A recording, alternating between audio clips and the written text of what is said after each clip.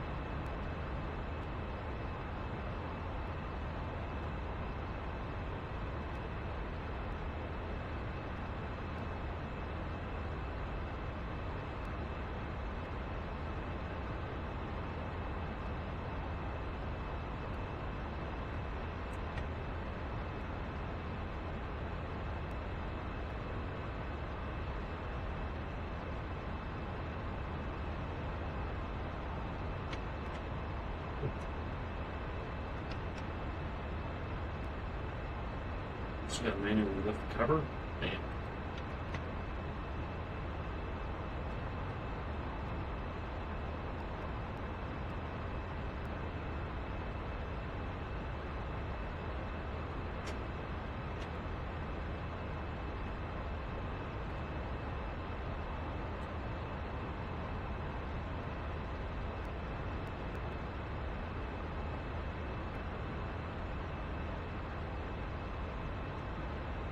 Alright. Purpose of today's flight test is a combination max speed, max range run. Done several iterations of different profiles for all the different aircraft in the test, which we'll get to later.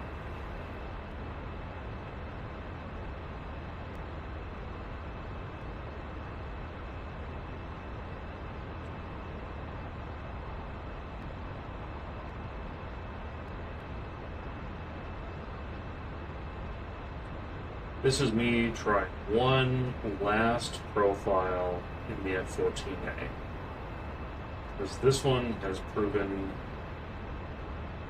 intriguing.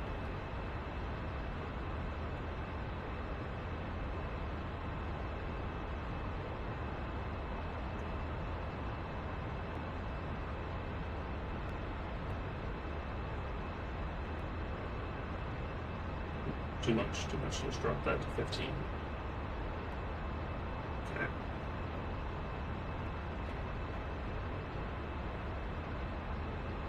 Now, eventually, put this dialed over to 8. Let's lower that to 10.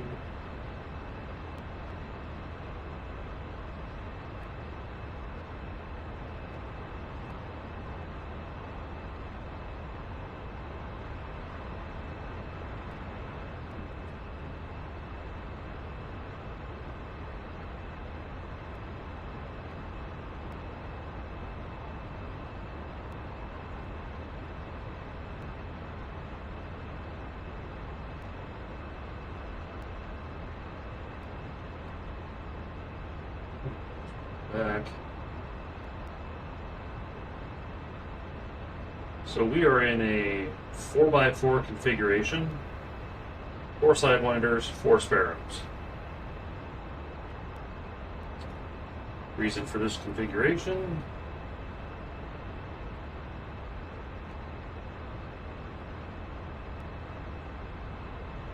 you know what? I don't like what that's doing.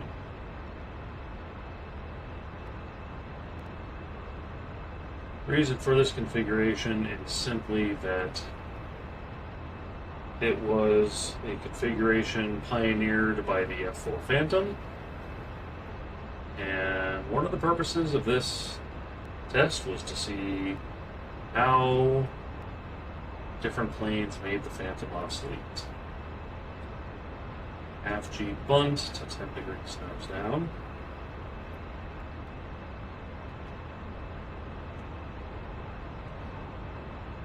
I have hand-flown this profile in the past, but I'm using the stability control portion of autopilot to make it a little more precise.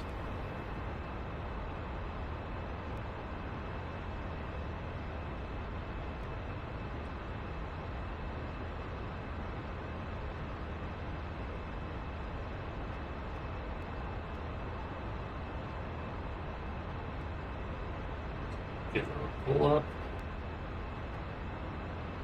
1.5 G.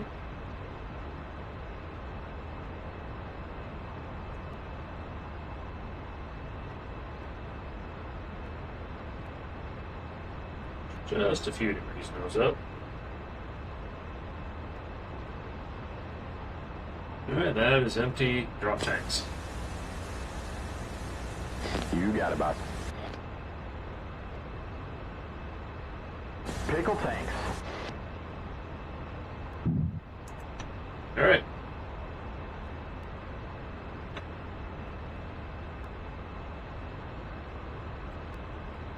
On a bingo dial all the way down, all the way down.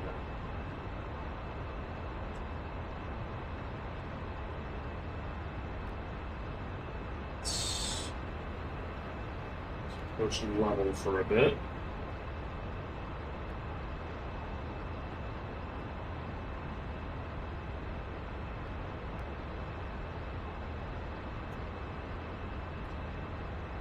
Where did my cursor go?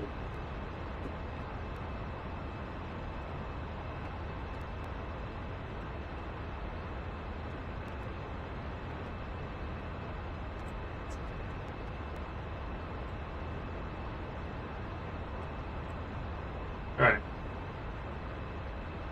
Fuel set. I'm going to accelerate. Declining.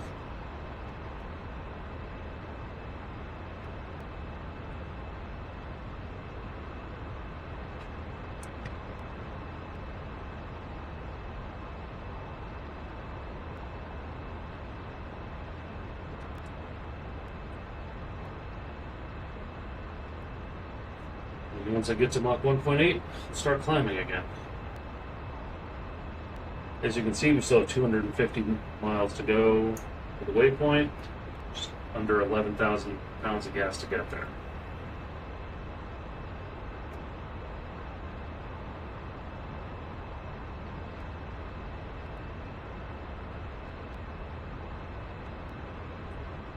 And just 5 degrees nose up is giving me a 6,000 plus foot per minute climb rate. 1,000. Yeah, just about 6,000. We're getting just about 100 feet per second. At just over 1.8 miles. The goal is to try to keep the speed over 1.8 until I get up to 50,000 feet.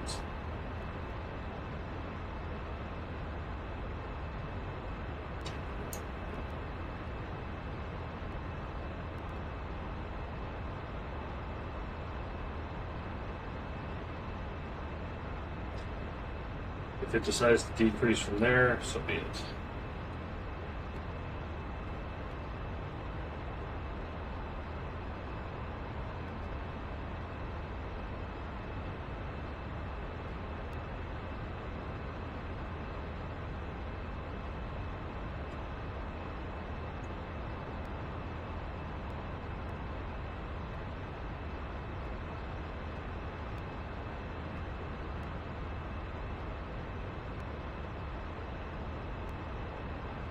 Get over to about 2150.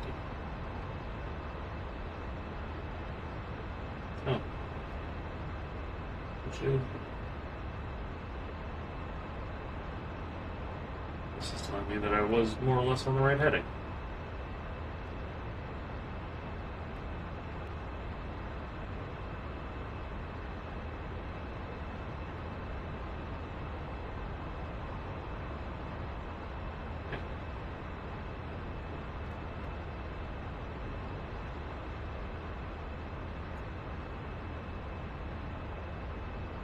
We're still just above 1.8.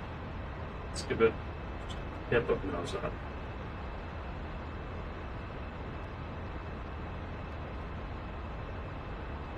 Just creep this last 4,000 feet up.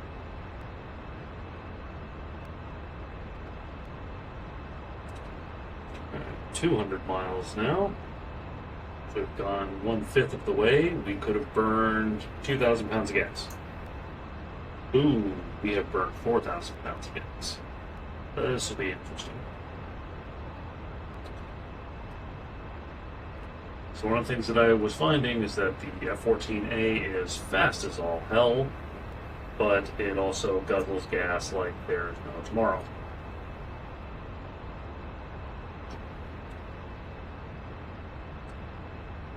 But, let's see.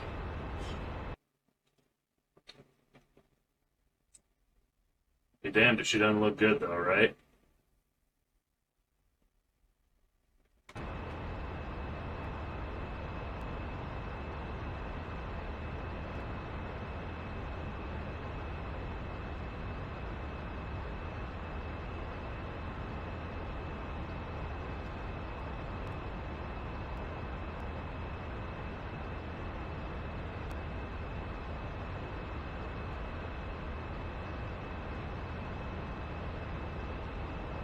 Covered about 20 miles, burning 1,000 pounds of gas. At this rate, by the time I hit bingo, I'm only going to go another 80 miles, which is not going to be great.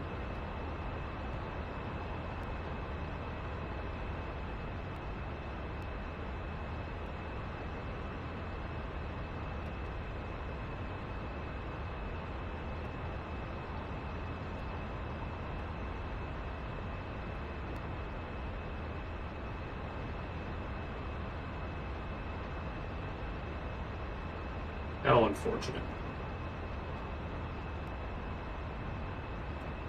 Yeah, these TF-30s just have a horrible specific fuel consumption afterburner.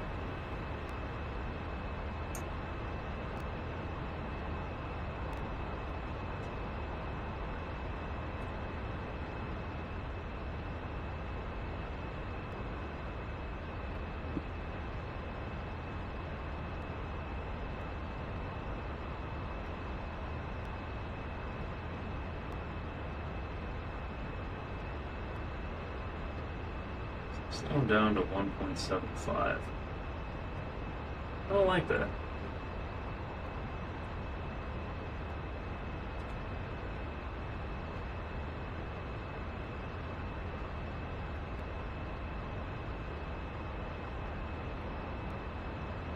This plane in this configuration, especially at this fuel weight, should be able to do Mach 2 at this altitude.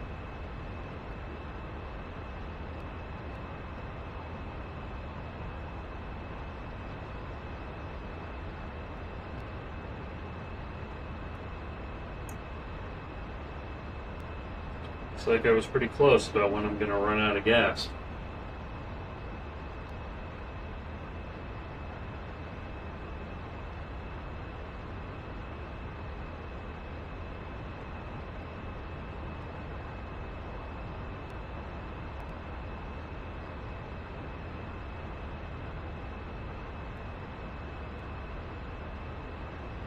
We're Joker fuel. Mm-hmm.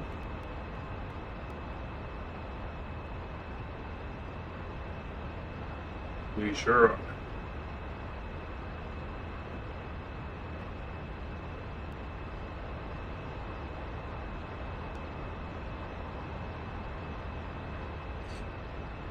So one of the issues that I've heard for why there may be problems at top end speed is that, as you can see, I have 4 semi-recessed Sparrows instead of Phoenixes with their big chunky pylons. I believe that heat blur includes the big chunky pylons as part of the default weight and drag of their model. So, that's part of what's going on here.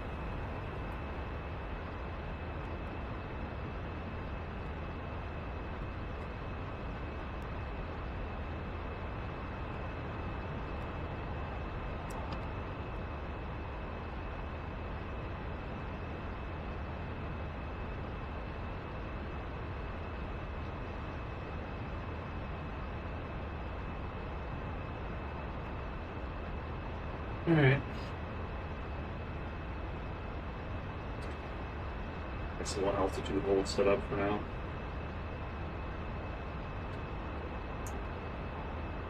As we watch these last few 100 pounds of gas slowly tick away.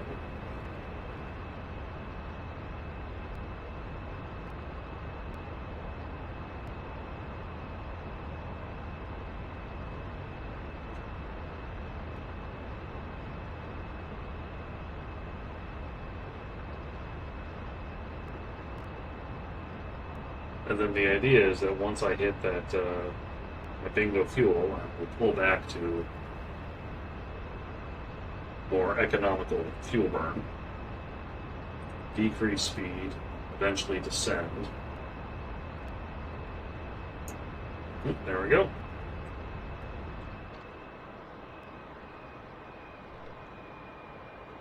Fuel shows bingo.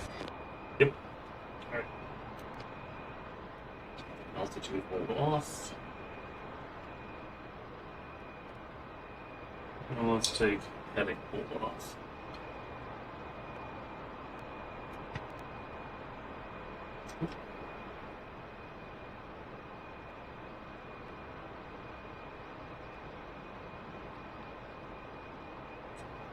Hit the wrong switch.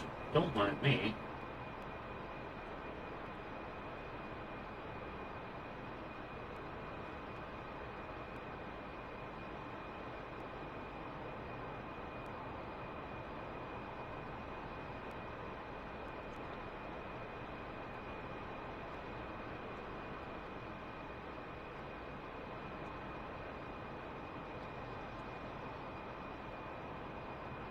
Let's make it a little bit further over this way.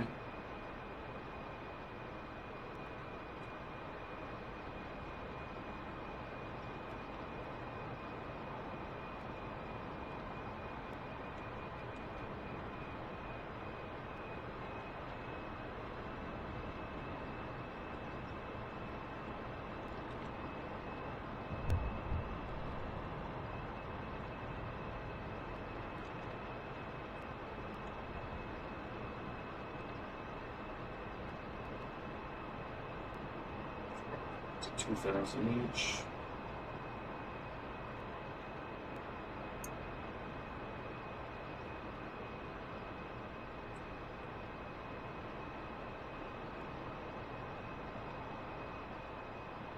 So we slow down through the sound barrier.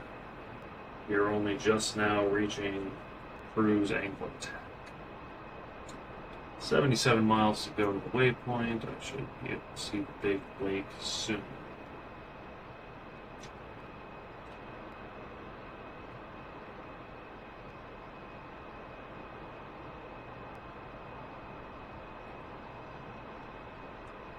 We'll just let it go ahead and decrease altitude as we hold the same pitch. That's fun. Let's see if I can get Jester to tune in attack him.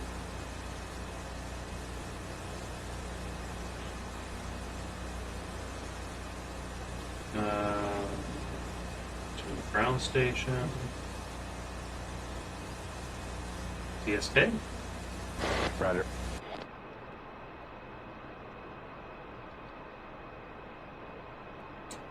No, not TSK.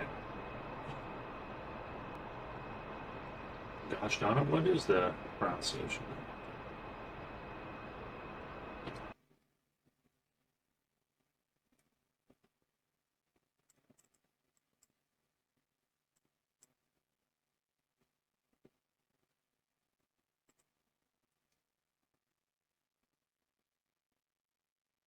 Oh, has no attack in.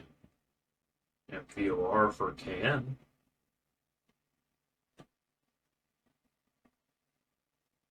It has no ILS. Okay. No TACAN. VOR at best. Let's see. Do I have VOR?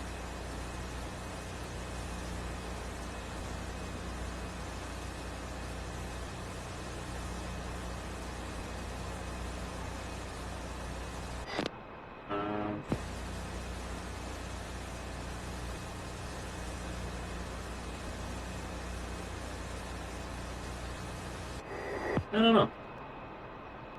Been too long since I've tried to use anything.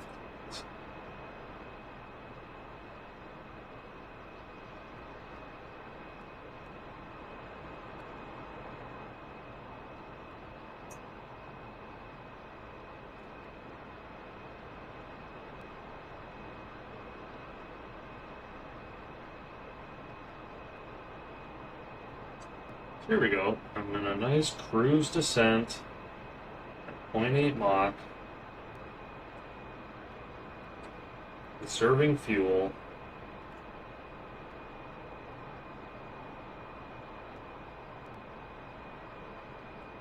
Nice and smooth. Alright. I have never tried to tune a VOR in this plane. I don't think I've done that outside of an assessment.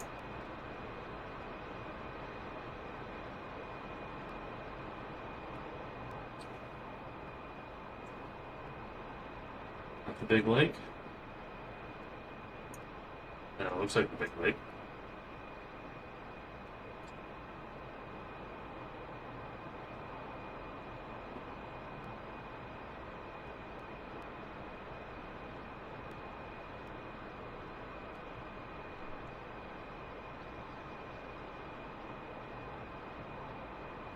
Go ahead and turn off autopilot altogether.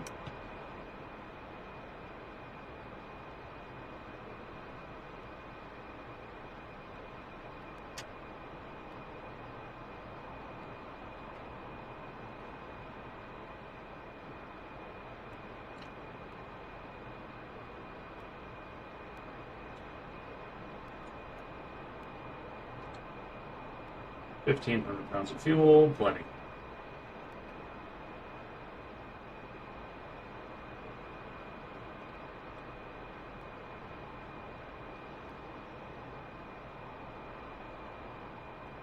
So about the time that we get to this range of 20, I will pull back the power. Wings change their speed, that's what happened.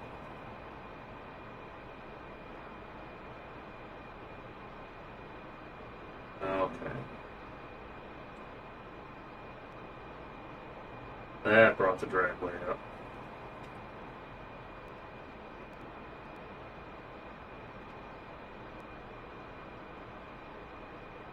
See if I can get it retrimmed for cruise AOA.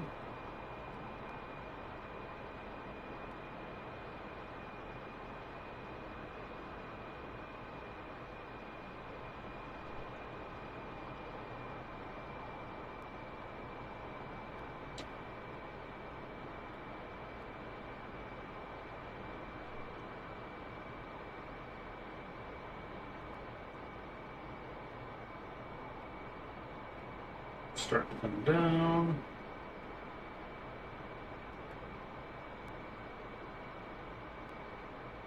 We are now at cruise angle of attack.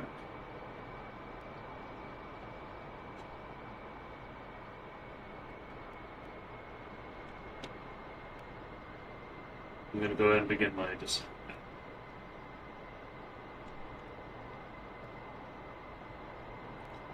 Because actually the range being 20 is the minimum threshold.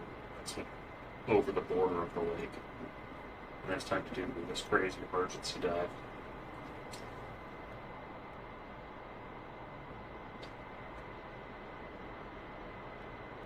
Let's get the HUD into landing mode.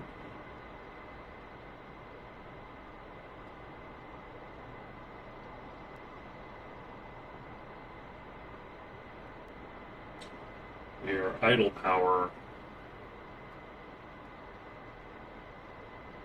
trimmed for AOA.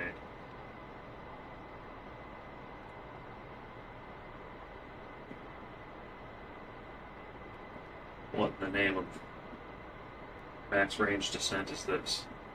I don't even think that's max range descent. I think that's 10 degrees.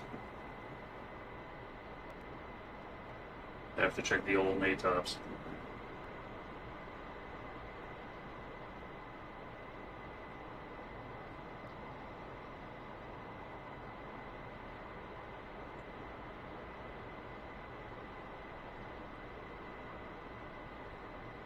go ahead and pitch over.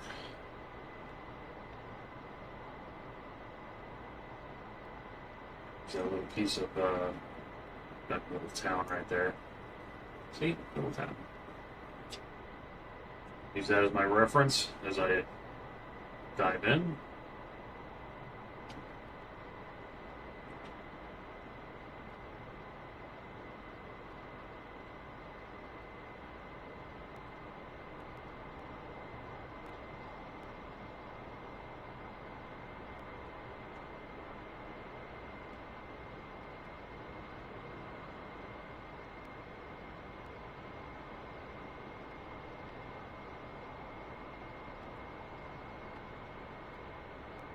So, of interesting note, you know what? Save that interesting note for the second part of this video, where I actually talk about the test and its results.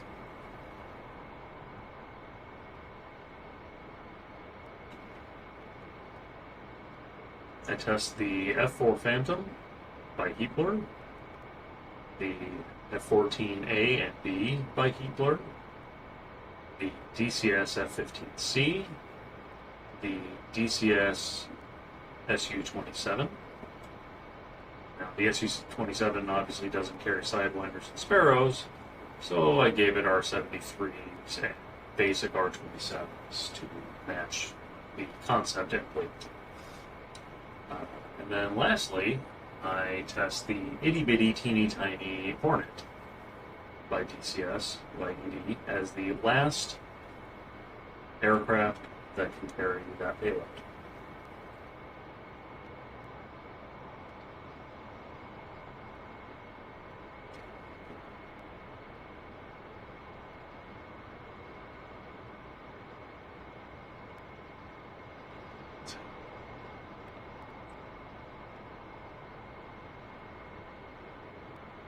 Let's turn out.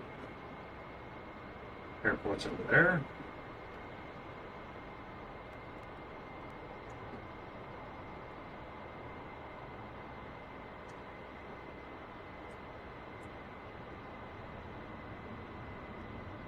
Boards out.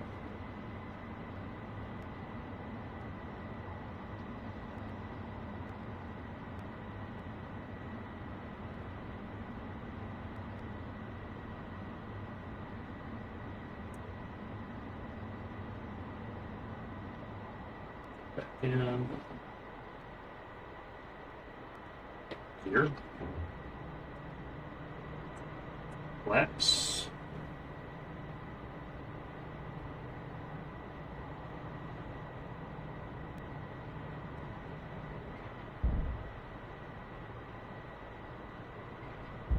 And DLC. And pitch trim.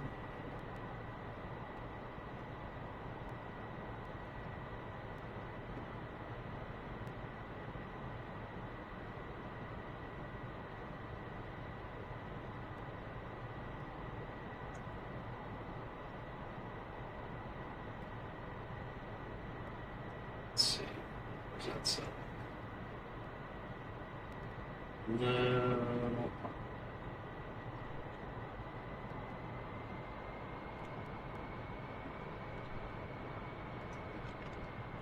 The power brings that right back in. Okay. I think my trim's about where I want it.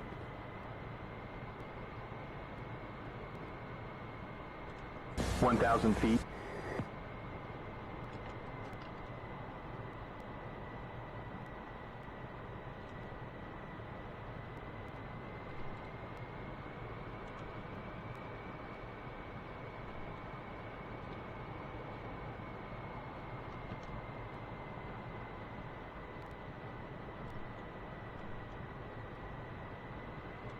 $500 feet. 400.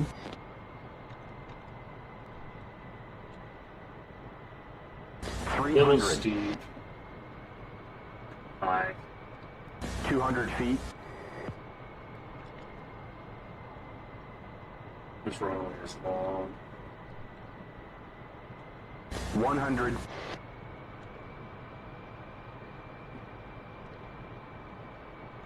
Not that long, jeez.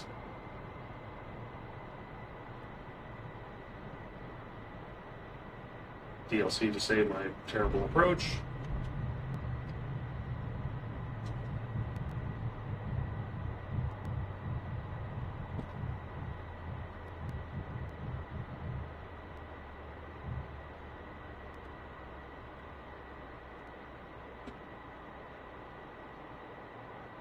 And there we go.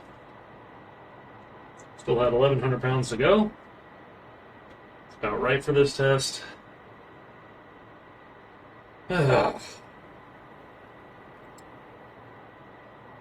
Shows you how far I was able to go on that last 1,000 pounds without using afterburner. Alright. On to the analysis.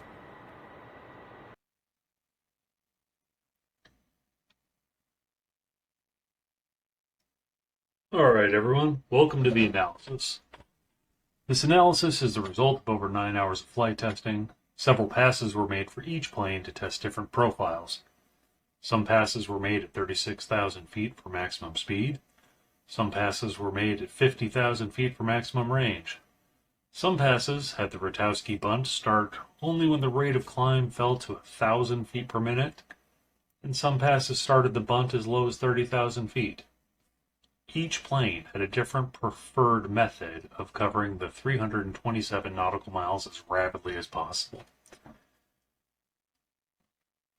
One thing to note, 300 nautical miles of which was ideally meant to be done at maximum speed.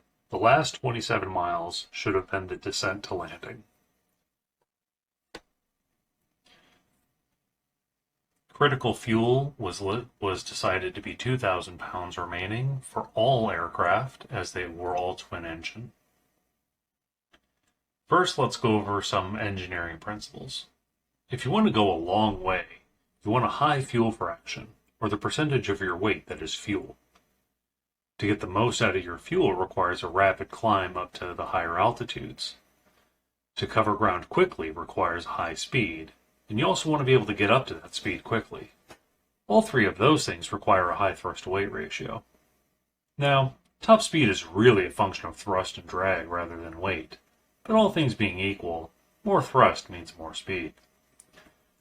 The highest fuel fraction in the test is the F-15C with 3 tanks at a 43% fraction. The lowest is a tie between the F-14B and the F-A-18C at 30%.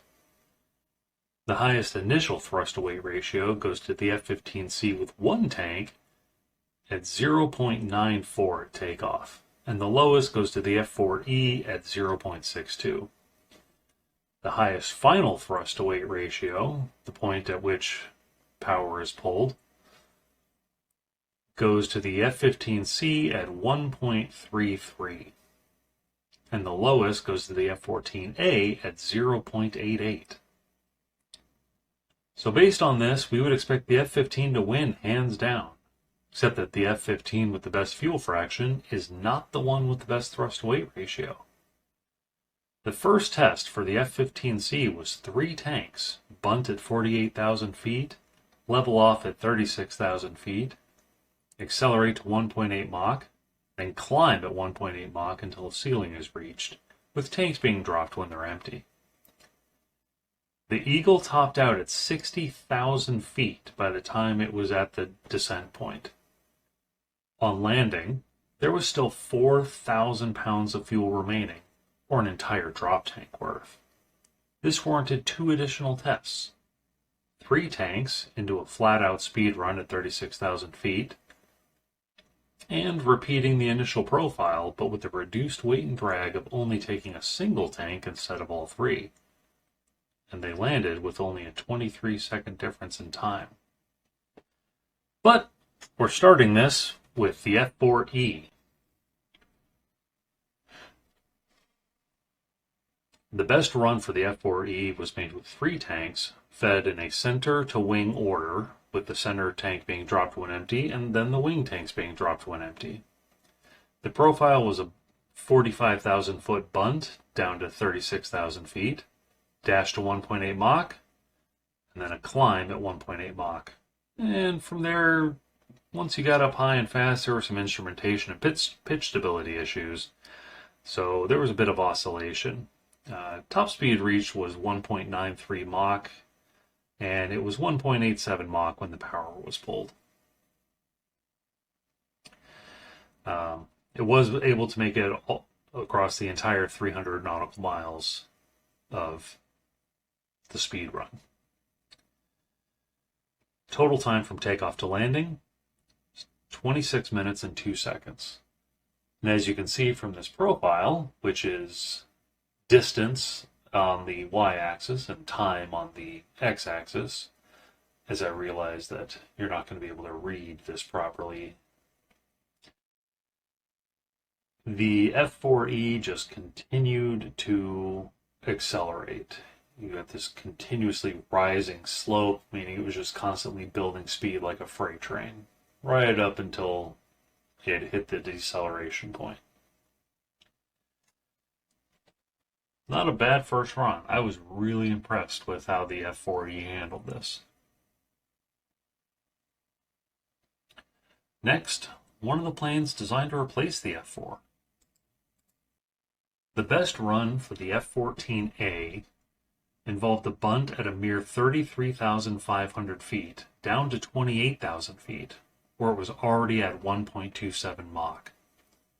This was followed by an accelerating climb to 50,000 feet, where it slowly accelerated from 1.49 Mach to 1.64 Mach, before hitting the bingo fuel of 2,000 pounds roughly 20 miles before the ideal point. Total time for this run was 26 minutes and 44 seconds. As you can see, it spent most of the flight faster than the F4, but it didn't quite have the fuel to finish the job. On a different run, the F-14A had a top speed of 2.22 Mach at 38,000 feet. But it hit the critical fuel point 160 miles into the run. And so it had to pull back, slow way down. And as it was, it still crashed 2 miles short of the runway. So let's get rid of that. The F-14B, on the other hand, had a profile that involved going up to 42,000 feet before starting the bunt, and then used overall the same profile as the F-14A. Once it got up to 51,000 feet, it accelerated from 1.43 Mach to 1.81 Mach and made it all the way to the notional dive point, finishing with a time of 25 minutes and 58 seconds. All in all, it was only about 4 seconds off from the F4. But as you can see, it was faster than the F4 throughout the entire thing. One thing that ends up slowing down the F-14s on these total times is how slow their approach speed is. When your approach speed is 20, 30 knots slower than some of the others, the last 26 miles cause you to lose some time. Because as we can see at the 300-mile point, the F-14B is still much farther ahead of the F-4.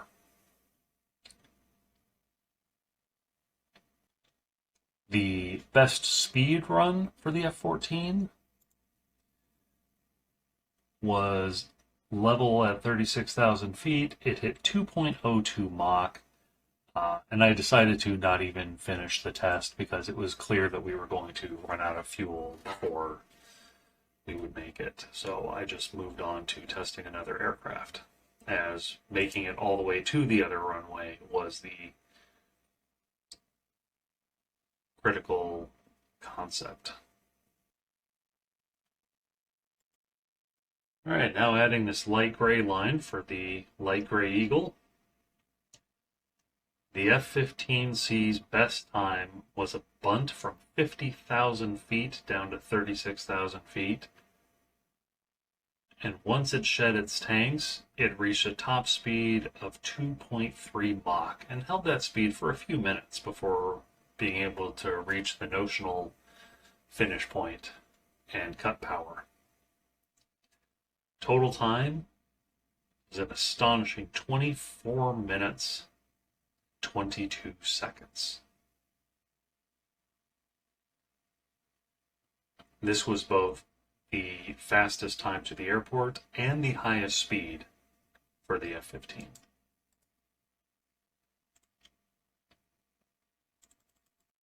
The best run for the Su-27 was a bunt starting at 39,000 feet down to 31,000 feet, with the accelerating climb up to 50,000 feet, where it accelerated from 1.54 Mach to 2.16 Mach.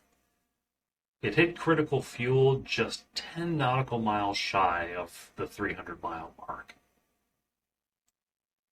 And as we can see, relative to the light gray line of the Eagle, the Su-27 actually had the best thrust-to-weight ratio of the record runs, if you will, and it shows in its rapid acceleration to the higher speeds.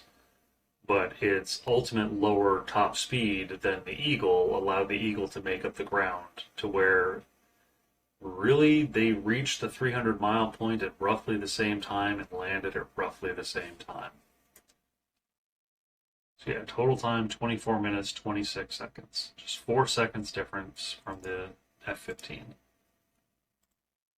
And on the run for its best speed, you can see that it used a substantially different profile that caused it to be much slower. But it did hit 2.35 Mach for the highest speed in test, but it hit critical fuel 110 miles too early and had by far a slower overall time.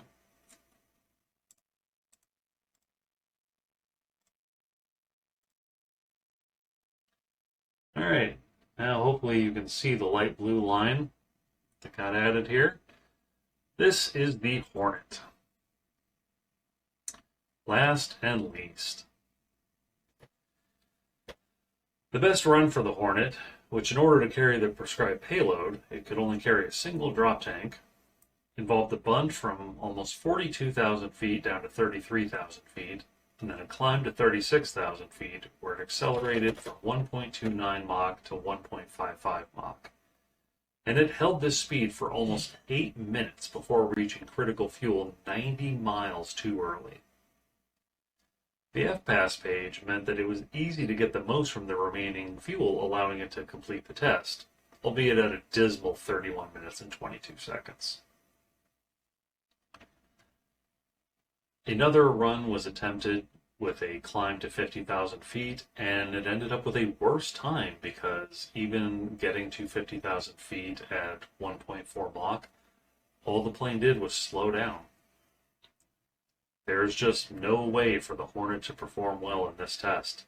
It doesn't have the power to achieve really high speeds in the first place, nor to achieve high speeds at higher altitudes to save fuel, and it doesn't have the ability to carry enough gas.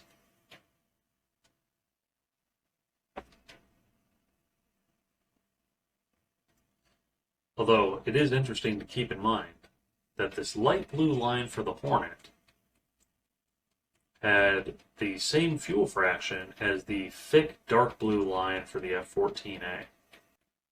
And it was basically behind in performance the entire time, showing you how much more efficient the lower thrust-to-weight ratio F-14A is.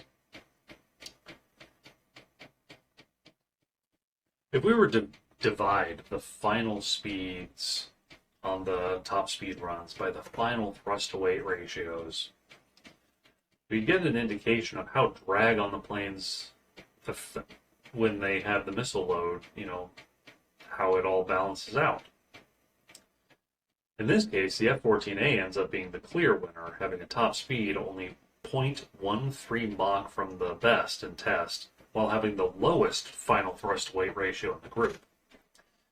But honestly, this is largely due to the fact that the F-14B never had a revised inlet ramp scheduling, and thus its notionally more powerful engines actually make less thrust at a high speed than those in the F-14A. If the F-14B had optimized inlets, it would probably run away with the best speed in the test too. So, this was way too much time spent testing something that'll be a boring Professor Spurts video, but this is what I do with my free time. Thanks for flying with me. See you next time.